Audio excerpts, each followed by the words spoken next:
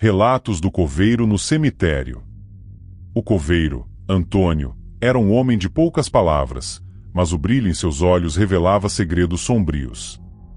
Numa noite de outono, ele resolveu compartilhar uma história que, até então, havia mantido trancada em seu coração. Era a noite que mudou sua vida para sempre. Antônio trabalhava no cemitério há mais de 20 anos. Naquela noite específica, ele estava atrasado com os preparativos para um funeral matutino e decidiu ficar até mais tarde para terminar o serviço. O vento frio da noite já começava a soprar quando ele percebeu que as horas haviam passado mais rápido do que esperava. Ao tentar sair, descobriu que os portões de ferro haviam sido trancados por dentro. Sem alternativa, ele resolveu esperar até o amanhecer. Acendeu uma pequena lanterna e se acomodou na velha casa de ferramentas do cemitério. Enquanto o silêncio da noite se tornava quase palpável, Antônio começou a ouvir ruídos estranhos. Primeiro, eram passos leves e arrastados, como se alguém estivesse andando descalço sobre a grama úmida. Depois, sussurros indecifráveis que pareciam vir de todas as direções. Sentindo um frio na espinha, ele tentou ignorar os sons e se concentrou em seu trabalho. No entanto, os ruídos não pararam. Pelo contrário, tornaram-se mais altos e perturbadores. Então, a lanterna começou a piscar, e, por um instante, tudo ficou escuro. Quando a luz voltou, ele viu algo que nunca esqueceria. Uma figura esquelética, envolta em um manto negro, estava parada a poucos metros dele. Seus olhos eram buracos vazios, e sua presença exalava um frio mortal. Antônio sentiu o coração disparar, mas estava paralisado de medo. A figura estendeu uma mão ossuda na direção dele, com uma voz que parecia um sussurro de centenas de almas. Disse: "Venha, é hora." Antônio correu, mas o cemitério parecia um labirinto infinito naquela noite. As lápides pareciam se mover, mudando de lugar e bloqueando seu caminho. Ele ouviu risadas infantis e choros lamentosos ecoando ao seu redor. Os rostos das pessoas que ele havia enterrado ao longo dos anos apareciam em sua mente, como se suas almas estivessem clamando por algo que ele não podia dar. Finalmente, exausto e desesperado, ele encontrou abrigo em uma cripta antiga. A porta rangeu ao fechar, mas lá dentro, ele se sentiu um pouco mais seguro. O silêncio retornou, pesado e sufocante. Antônio ficou ali até os primeiros raios de sol começarem a iluminar o interior escuro da cripta. Quando finalmente foi encontrado pelos colegas de trabalho na manhã seguinte, Antônio estava em estado de choque. Ele nunca mais falou sobre aquela noite de forma detalhada, mas algo dentro dele mudou para sempre. Ele passou a evitar ficar até tarde e, eventualmente, deixou o emprego no cemitério. Hoje, Antônio vive recluso, e sempre que alguém pergunta sobre a noite no cemitério, ele apenas desvia o olhar, seus olhos revelando um terror que palavras não podem descrever. Ele sabe que aquela noite não foi um mero pesadelo, mas uma lembrança real que o assombra e o acompanha para sempre. Os dias se passaram, mas o pavor daquela noite nunca deixou Antônio. Ele começou a ter pesadelos recorrentes, onde revivia cada instante do tormento no cemitério. Em suas noites de sono turbulento, via a figura esquelética, ouvia os sussurros e sentia o frio paralisante novamente. O coveiro, antes robusto e cheio de vigor, agora era uma sombra do que fora. Antônio decidiu buscar ajuda, mas suas tentativas de falar sobre o ocorrido foram em vão. Psicólogos e médicos não conseguiram penetrar a barreira de medo e incredulidade que ele havia erguido. Então, ele se voltou para métodos alternativos. Visitou médiuns, padres e até especialistas em ocultismo, mas ninguém parecia ter respostas que o confortassem. Uma noite, enquanto revirava antigos documentos sobre o cemitério, encontrou um diário. Era do coveiro anterior, Joaquim, que havia desaparecido misteriosamente anos antes. Com as mãos tremendo, Antônio começou a ler. Joaquim descrevia experiências similares às de Antônio, ruídos estranhos, visões aterrorizantes e uma figura sombria que parecia comandar as almas perdidas.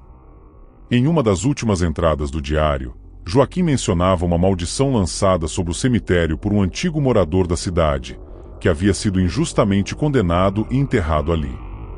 Ele prometeu que sua alma não descansaria até que a verdade fosse revelada e a justiça fosse feita.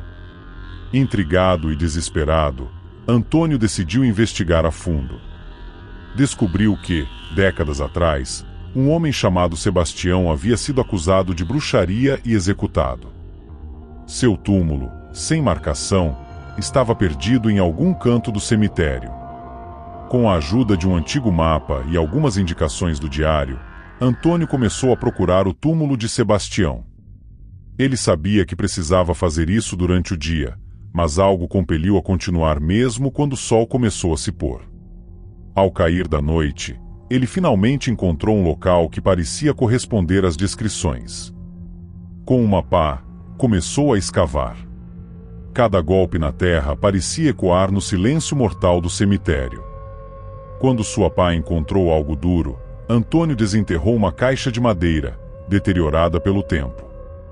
Dentro da caixa, encontrou documentos antigos que provavam a inocência de Sebastião e descreviam a conspiração que levou à sua morte. Mas havia mais, um amuleto estranho e uma carta. Na carta, Sebastião explicava como selar a maldição. Antônio precisava ler as palavras em voz alta e queimar o amuleto sobre seu túmulo. Com o coração acelerado, ele recitou as palavras da carta. Enquanto queimava o amuleto, uma rajada de vento frio varreu o cemitério, e ele ouviu um grito distante, como se muitas almas estivessem sendo libertadas. Então, o silêncio reinou. Naquele momento, a figura esquelética apareceu mais uma vez. Mas dessa vez, os olhos vazios pareciam expressar gratidão. A figura desapareceu lentamente, e Antônio sentiu um peso sendo retirado de seus ombros. Os pesadelos pararam, e o cemitério voltou a ser um lugar de paz. Antônio continuou a viver recluso, mas agora, com a consciência de que havia trazido justiça e descanso para muitas almas. Ele ainda evitava falar sobre aquela noite, mas quando alguém o perguntava, ele respondia com um olhar sereno e uma leve inclinação de cabeça, como se finalmente tivesse encontrado a paz que tanto buscará. Antônio, agora em paz, sentiu que a libertação das almas havia restaurado parte de sua sanidade e trouxe um certo alívio. No entanto, ele não pode deixar de sentir que ainda havia algo inacabado. As lembranças da figura esquelética e os sussurros incessantes haviam se dissipado, mas a inquietação permanecia, como um eco distante. Um ano após o incidente, Antônio recebeu uma visita inesperada. Um jovem historiador chamado Lucas chegou à sua porta, alegando estar interessado em registrar as histórias e segredos do cemitério. Relutante, mas curioso, Antônio aceitou conversar. Lucas estava particularmente interessado na lenda de Sebastião e na maldição que assombrava o cemitério. Antônio, vendo a determinação do jovem, decidiu compartilhar sua experiência completa, na esperança de que a história fosse finalmente compreendida e preservada. À medida que contava a história, Lucas fazia anotações meticulosas e, ocasionalmente, fazia perguntas. Quando Antônio terminou, Lucas revelou algo que ele próprio havia descoberto durante sua pesquisa. Ele encontrou registros de outros cemitérios na região que haviam experimentado eventos semelhantes, mas nenhum dos casos havia sido resolvido tão conclusivamente quanto o de Antônio. Curioso e determinado a descobrir mais, Antônio e Lucas decidiram trabalhar juntos. Eles começaram a visitar esses cemitérios e a falar com outros coveiros, alguns dos quais também haviam experimentado noites aterrorizantes e visões perturbadoras. Em cada cemitério, encontravam sinais de injustiças antigas, histórias de execuções injustas e almas inquietas. Durante uma dessas visitas, em um cemitério abandonado na periferia de uma pequena cidade, encontraram um antigo mausoléu que parecia ser o epicentro de estranhas atividades. Dentro do mausoléu, descobriram um altar coberto de runas e símbolos estranhos. No centro, uma urna antiga com inscrições que Lucas identificou como sendo um feitiço de contenção. Enquanto Lucas estudava os símbolos, Antônio sentiu uma presença familiar. A figura esquelética apareceu novamente, mas desta vez não estava sozinha. Ao seu lado, outras figuras espectrais pareciam esperar, observando. Lucas, após decifrar as inscrições, concluiu que a urna continha os restos mortais de um poderoso necromante, cujo poder havia sido dividido e espalhado para manter sua influência contida. A descoberta indicava que outros cemitérios haviam sido usados como âncoras para manter o necromante preso entre os mundos dos vivos e dos mortos. Antônio e Lucas perceberam que precisavam realizar um ritual para unificar e finalmente selar a alma do necromante. Reuniram os ingredientes necessários e, sob a lua cheia, iniciaram o ritual no centro do cemitério. À medida que o ritual avançava, as figuras espectrais começaram a se reunir ao redor, formando um círculo de almas penadas. Quando chegaram ao clímax do ritual, uma luz intensa emanou da urna e as figuras espectrais começaram a desaparecer, uma a uma, até que restou apenas a figura esquelética. Com um último gesto de agradecimento, a figura se dissolveu na luz e o cemitério mergulhou em um silêncio profundo e pacífico. Antônio e Lucas sabiam que haviam encerrado um ciclo de sofrimento e trazido paz para muitas almas inquietas. Antônio, sentindo-se finalmente livre de seu tormento, decidiu que era hora de se afastar dos cemitérios e buscar uma nova vida, enquanto Lucas prometeu continuar documentando as histórias dos cemitérios e das almas que haviam sido libertadas. E assim, a lenda do coveiro que enfrentou a noite mais sombria de sua vida se espalhou, não como uma história de terror, mas como uma crônica de coragem, justiça e redenção. Após a conclusão do ritual, Antônio e Lucas se despediram no cemitério, sentindo que haviam cumprido sua missão. Antônio decidiu se mudar para uma pequena vila costeira, longe dos cemitérios e das memórias dolorosas. Lá, ele encontrou uma paz que não conhecia há muito tempo, dedicando-se à jardinagem e à vida simples. Lucas, por outro lado, mergulhou ainda mais nas histórias de almas perdidas e mistérios antigos. Sua pesquisa o levou a vários lugares onde ele ajudou a resolver casos de assombrações e injustiças não resolvidas. Suas publicações começaram a ganhar reconhecimento, e ele se tornou uma figura respeitada no campo da parapsicologia e da história oculta. Alguns anos depois, uma nova ameaça emergiu. Lucas recebeu uma carta anônima relatando fenômenos estranhos em um cemitério recém-descoberto nas profundezas de uma floresta densa. As descrições na carta lembravam os eventos que Antônio havia enfrentado anos atrás. Sentindo que essa nova descoberta poderia estar conectada à antiga maldição, Lucas sabia que precisava de Antônio mais uma vez. Ele viajou até a vila costeira e encontrou Antônio, agora um homem envelhecido, mas ainda com brilho determinado nos olhos. Ao ouvir a descrição de Lucas, Antônio sentiu um frio familiar percorrer sua espinha. Ele sabia que não poderia recusar o pedido de ajuda de seu velho amigo. Juntos, viajaram até o cemitério na floresta. Ao chegarem, encontraram um lugar desolado e envolto em uma névoa densa, com árvores antigas que pareciam segurar segredos sombrios. O cemitério estava coberto de vegetação, com lápides quebradas e um mausoléu central que exalava uma energia malévola. À medida que investigavam, perceberam que o cemitério era ainda mais antigo e poderoso do que o que haviam enfrentado antes. A energia sombria era quase palpável, e a presença de almas perturbadas era evidente. Lucas encontrou inscrições antigas que mencionavam um ritual de proteção feito por druidas para conter algo terrível. Enquanto exploravam o mausoléu, encontraram um altar central com um livro antigo de feitiços. O livro continha instruções para um ritual de banimento, mas os ingredientes necessários eram raros e difíceis de obter. Sabiam que teriam que agir rápido, pois a energia do lugar parecia estar crescendo. Antônio e Lucas dividiram as tarefas. Antônio procuraria os ingredientes no vilarejo próximo e na floresta, enquanto Lucas preparava o local para o ritual. Durante a busca, Antônio enfrentou visões perturbadoras de sua própria morte e encontros com espíritos da floresta, testando sua coragem e determinação. Com grande esforço, conseguiram reunir todos os ingredientes e, na noite do ritual, sob a lua cheia, começaram a cerimônia. Recitaram as palavras antigas do livro, e uma luz intensa começou a emanar do altar.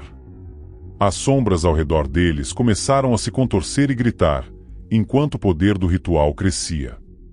No climax do ritual, uma figura espectral, muito mais poderosa do que Antonio enfrentará antes, surge do mausoleu. Esta entidade, uma representação do necromante original, estava determinada a quebrar o selo e libertar todo o seu poder. Antônio, com sua experiência e coragem renovada, enfrentou a entidade enquanto Lucas continuava a recitar as palavras finais do feitiço. A batalha foi intensa, com o espírito lançando ataques de energia sombria contra Antônio. Mas, com uma força interior que ele pensava ter perdido, Antônio resistiu, distraindo o espírito o tempo suficiente para que Lucas completasse o ritual.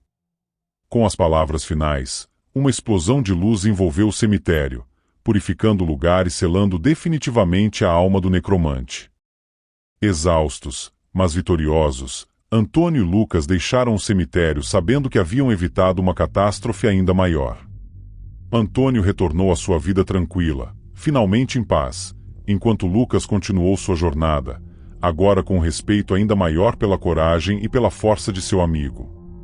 A história de Antônio e Lucas se tornou uma lenda, contada para inspirar coragem diante do desconhecido e para lembrar que, mesmo nas noites mais sombrias, a luz da justiça e da verdade pode prevalecer. Meses após o último confronto, Antônio vivia serenamente em sua vila costeira, acreditando que seus dias de enfrentar o sobrenatural haviam terminado.